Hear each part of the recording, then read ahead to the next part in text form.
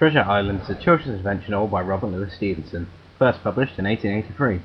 You know, when children's books weren't all prepubescent wizard adventures, girl stories with the creativity and literacy of a Year 6 student, or books about pasty-faced emo vampires that girls just love for some reason.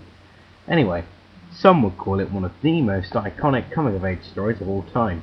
The book also had an influence in the way we see pirates today.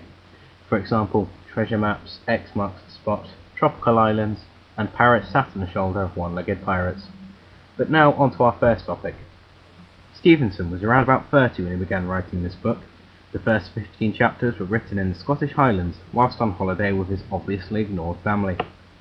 Whilst there, he drew a fictional map of the island where the story takes place, by which time he had completed the first 3 chapters and read them aloud to his family, possibly to try and reunite with them after the ignorance. 2 years passed of sleepless nights,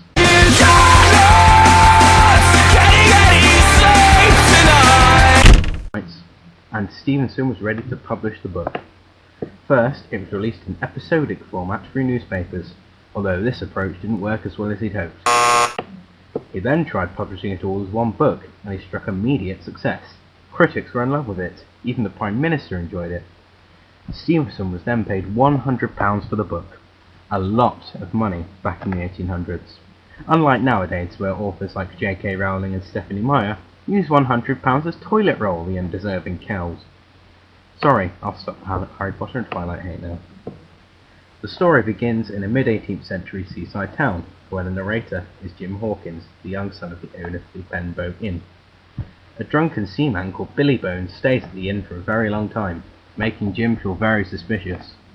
Bones reveals to Jim that he was the mate of the late pirate Captain Flint, and is in hiding from his ex-crewmates, in particular, one missing a leg.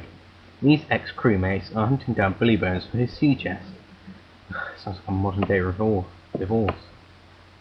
Sometime later, one of Bones' crewmates, Blind Pew, gives Bones a paper with a black spot on it, you know, like in the Rubbish Pirates of the Caribbean sequel. Bones dies suddenly later on in the day. Now, you may think that Jim would mourn over this. Guess again. He only goes and grabs a sea chest and takes the money for his bloody rent, the heartless swine. But the ex-crew returns and hunt the sea chest, but when they discover it, it's missing the one item they wanted, Flint's fist. Jim looks through what he stole from the chest and discovers a pouch. In this pouch he discovers a logbook of Captain Flint's treasure and a detailed map pointing at specific treasure locations.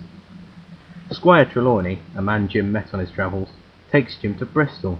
I don't know why you'd want to go to Bristol in your life, but hey, they went to Bristol to acquire a vessel to hunt down the treasure. He retains Long John Silver, a sea cook to work in the galley. Jim is suspicious of Silver, as he only has one leg like Billy Bones warned of. Just to add more suspicion, Silver handpicks a crew to take aboard the vessel, which sets sail for the Caribbean Sea. Closing in on the destination, Jim decides to get some apples, falling into the apple barrel.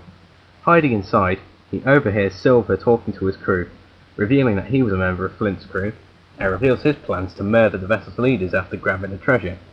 Jim later reveals this plan to the vessel's leaders. They reach the island, and Silver's crew head further into the island immediately. Jim runs away on his own once they reach the shore.